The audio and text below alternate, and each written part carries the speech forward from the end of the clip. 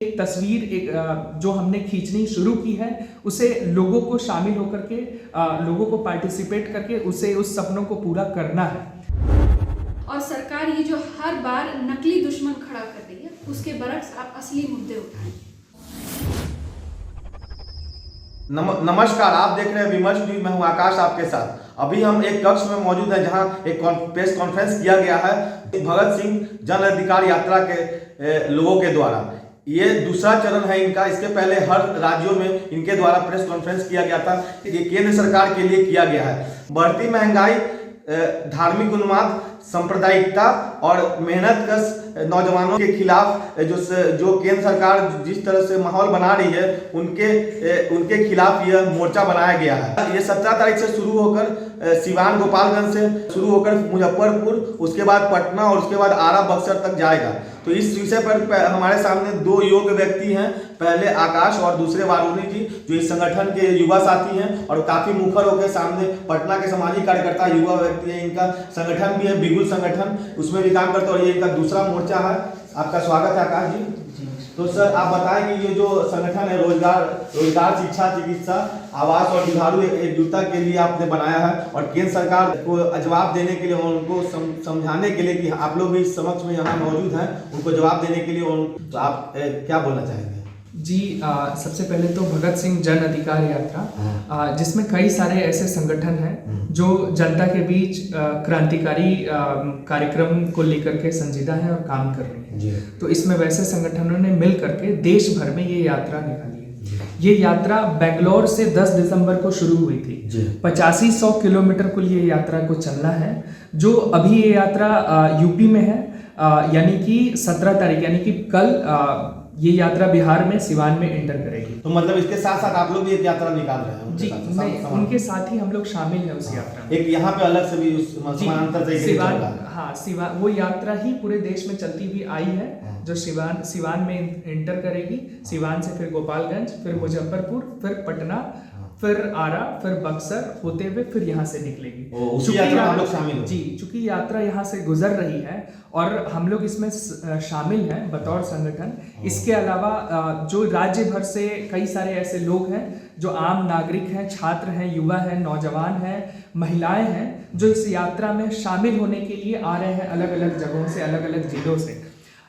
मैं आपके मंच से, आपके मीडिया जितने लोग तक हमारी बात पहुंच रही है, मैं ये बात कहना चाहता हूं, अपील करना चाहता हूं कि राज्य भर के तमाम लोगों से महंगाई, बेरोजगारी, भ्रष्टाचार और सांप्रदायिकता के उन्माद में जिस तरीके से जनता को आज मतलब बर्बाद किया जा रहा है, मेहनतकश जनता को लूटने की पूरी साजिशें चल रही हैं और साथ में भाजपा, आरएसएस, संघ परिवार के चाल, चरित्र और चेहरे की जो सच्चाई है उसको नंगा करने की ज़रूरत है हमें।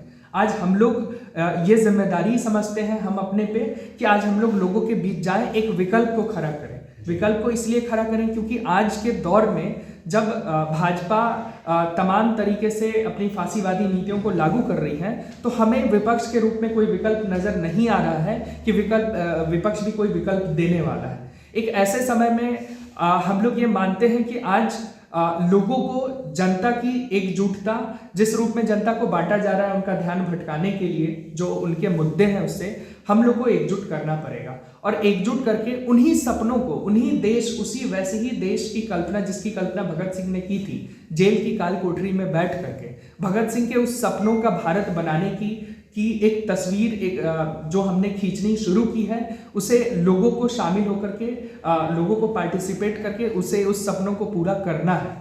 तो हम तमाम लोगों से अपील करना चाहेंगे कि इस पूरे सिस्टम, इस पूरी व्यवस्था और इस पूरी भाजपा सरकार के खिलाफ एकजुट होइए, हमारे साथ आइए, देश भर में हमारे साथ चलिए। ये यात्रा आने वाले 3 जनवरी को समापन करेगी दिल्ली में। उसमें हम लोग उम्मीद कर रहे हैं कि मतलब कई हजारों की संख्या में लोग आएंगे उस यात्रा के समापन में, क्योंकि यात्रा में कई सारे अलग अलग इलाकों से लोग जुड़ रहे हैं, जहां में नहीं भी उम्मीद थी वहां पर लोग आ रहे हैं हमारे हमारे साथ। तो उसके लिए कैसे तैयारी करें हम लोग जहाँ जा रहे हैं भीड़ में जुटाने की कैसे जी, हम लोग जहाँ जा रहे हैं लोग ही हमें इलाके में करके दे रहे हैं। हम आपके माध्यम से लोगों तक ये मैसेज भी देना चाहेंगे कि हम आपके इलाके से यात्रा अगर गुजर रही है तो यात्रियों के रुकने का इंतजाम, खाने का इंतजाम, चाय का इंतजाम, जिस भी तरह से आप हमारी मदद कर सकते हैं आप हमारी मदद कीजिए, क्योंकि ये पूरी यात्रा, इसका पूरा फंडिंग लोगों की, जनता की आर्थिक मतलब फंडिंग की बदौलत चल रहा है। कोई भी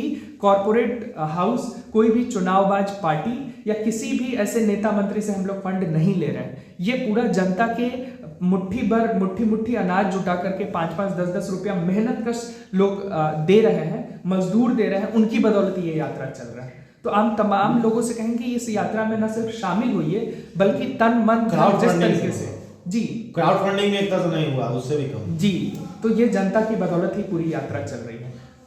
जी, अगला सवाल वारुणी जी आपसे। आप भी एक बहुत ही युवा साथी हैं और सामाजिक कर्मी हैं, बिहार की उभरती हुई सितारा भी कह सकते हैं। तो आपके बारे में कहेंगे, आप लोगों ने एक दस्ता भी बना हुआ है, बिगुल मजदूर दस्ता, उसमें आप इलिटरेट बच्चे उनको शिक्षा देते हैं, ये भी हम जानते हैं। उनके लिए उनको फिल्में भी दिखाते हैं, डॉक्यूमेंट्री फिल्में। उसके साथ साथ आप सामाजिक कर्म में काम में लगे, जैसा कि आज आप कर रहे हैं। तो आपसे एक बार, इसमें एक मुद्दा है, तो इसमें वुमेन एम्पावरमेंट और वुमेन सिक्योरिटी की मसला इसमें लिखा हुआ नहीं है, शायद पर्चे में लिखा हो, तो इसके बारे में आप क्या कहना चाहेंगे कि क्या हालत रखा है बीजेपी ने वुमेन एम्पावरमेंट में, क्या उसके बारे में क्या कहना चाहेंगे? जी बिल्कुल। सबसे पहले तो थोड़ा सा वो दुरुस्त कर दें। बिगुल मजदूर दस्ता असल में मजदूर बिगुल अखबार के तहत हम लोग शुरू किए थे, जहाँ पे मजदूरों को संगठित करने और उनको एक सही वैचारिक मतलब राजनीति और विचार से उनको मतलब परिचित करने के लिए हम लोग ये बिगुल मजदूर दस्ता चला रहे हैं। हालांकि जो लाइब्रेरी चलती है, जो बच्चों को हम लोग पढ़ाते हैं, वो नौजवान भारत सभा, जी नौजवान भारत सभा भगत सिंह का ही संगठन था जो 1926 में उन्होंने बनाया था। उसको एक तरीके से हम लोग रिवाइव करते हैं, हाँ, उसको हम लोग शुरू किए हैं, उसी के तहत हम लोग ये कर रहे हैं। आपने जो सवाल कहा वुमेन एम्पावरमेंट को लेकर के, वुमेन सिक्योरिटी, हाँ सिक्योरिटी, बिल्कुल। जैसे अभी हाल ही में आईआईटी की घटना हुई, जिसमें बीजेपी आईटी सेल के वो लड़के पाए गए जो नॉर्मल किसी आम घरों से आने वाले लड़के नहीं थे, जो मोदी, योगी और तमाम ऐसे शीर्ष के जो बीजेपी के नेता हैं उनके साथ उनका उठना बैठना था। तो उस लेवल तक के ये लोग हैं जो इस तरह के कांड को अंजाम दे रहे हैं। और सिर्फ यही चीज़ नहीं है, पूरे बीजेपी के आप काल में देख लीजिए, बीजेपी आरएसएस ये वो लोग हैं जो बलात्कारियों के पक्ष में तिरंगा रैलियां निकालते हैं। ये वो लोग हैं जो तमाम ऐसे जितने भी बाबा हैं उनको मतलब ना तो कोई उस अन्याय के खिलाफ कोर्ट में सुनवाई होती है, मामले को हर तरफ से दबाया जाता है, ऐसे कोई भी मसले को। और महिलाओं के खिलाफ उत्पीड़न का ये बहुत केसेस बढ़े हैं, खासतौर पर मोदी सरकार के आने के बाद से। तो हम लोग बेशक ये मांग कर रहे हैं कि अब आपका जो ये फेक नारा है, जो ये एक आपने नारा दिया था बेटी बचाओ बेटी पढ़ाओ, तो आज ये नारा इसी रूप में बन गया है कि बेटी बचाओ भाजपाइयों से। तो हम लोग आज इसलिए बात कर रहे हैं कि सबसे पहली चीज़ है, इनके जो चेहरे नंगे हुए, चाहे वो पहलवानों का आंदोलन हुआ हो, चाहे वो अभी हाल के IIT BHU की घटना हो, चाहे इससे पहले जो कठुआ उन्नाव की घटना रही हो, ये एक फहरिस्त है लंबी। क्या मणिपुर की घटना? मणिपुर की घटना, बिल्कुल, ये बहुत ही शर्मनाक करने वाली, मानवता को शर्मसार करने वाली घटना है, जिसपे भाजपा और मोदी ने मतलब कुछ चंद मिनट भी नहीं दिए उन पर बात करने के लिए। तो सीधे तौर पर हम सबसे पहले ये मांग कर रहे हैं कि इस चीज़ को लेकर के ऐसी जितनी भी घटनाएं होती हैं, आप फास्ट ट्रैक कोर्ट्स बनाइए। बहुत सारे ऐसे मामले जो हैं वो कोर्ट में लगातार मतलब घिसते ही रह जाते हैं। अब जैसे बिल्किस बानो की ही हम बात करते हैं, आप मृत्यु हो जाएगी तब तक आपको न्याय नहीं मिलेगा, तो वो न्याय नहीं कहलाया ना, वो तो अन्याय कहलाया। तो हम बात कर रहे हैं ऐसे फास्ट ट्रैक कोर्ट्स बनाए जाने चाहिए। और भाजपा के स्त्री विरोधी चाल चरित्र और चेहरे की मतलब सच्चाई हम लोग जनता के सामने नंगा कर रहे हैं इस पूरी यात्रा के दौरान। तो आखिरी एक ओपिनियन आप दें इस पूरे कार्यक्रम के बारे में, क्या रहेगा ये जो आप लोग करने जा रहे हैं?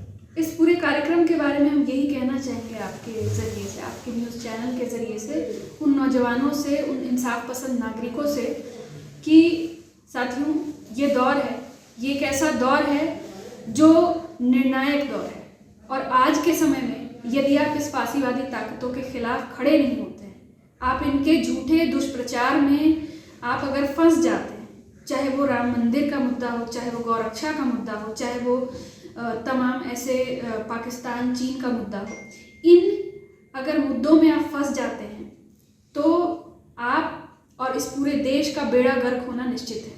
इसलिए हम आप इसी माध्यम से कहना चाहेंगे कि इस पूरी यात्रा में आप हमसे जुड़िए और शिक्षा, चिकित्सा, रोजगार, इन मुद्दों को, जो हमारे असली मुद्दे हैं, जो हमारे जिंदगी से जुड़े मुद्दे हैं, हाँ, उनको उठाया जाए, उन पर सरकार को घेरा जाए, और सरकार ये जो हर बार नकली दुश्मन खड़ा कर रही है उसके बरक्स आप असली मुद्दे उठाएं।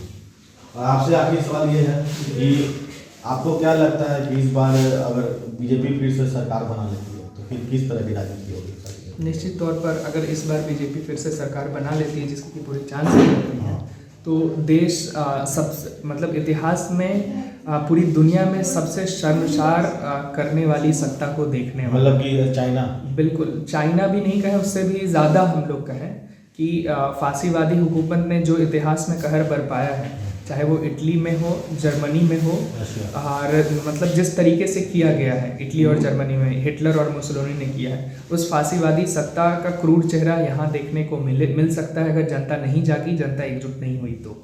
और लेकिन एक और बात कहा जा सकता है कि मतलब पॉजिटिवली कि इसका भी बुरा अंत होगा। इतिहास में हमने देखा है जिन सत्ताओं ने इतिहास में जनता के खिलाफ कहर बरपाया है, उनका अंत बहुत बुरा हुआ है, तो इनका भी अंत बहुत बुरा होगा। तो जैसा कि आपने देखा कि BJY के जो युवा साथी हैं बहुत ही कर्मठ साथी हैं और इनके ये विचार थे। आपको इनके विचार कैसे लगते कमेंट सेक्शन में जरूर बताइएगा। अगर आप यूट्यूब पे देख रहे हैं तो सब्सक्राइब करें, बेल आइकन दबाएं। अगर आपको वीडियो हमारा अच्छा लगा तो नोटिफिकेशन पे जाकर ऑल कर दें ताकि आपको हमारा नोटिफिकेशन मिलते रहे। फेसबुक पे देख रहे हैं तो फॉलो करें, लाइक करें।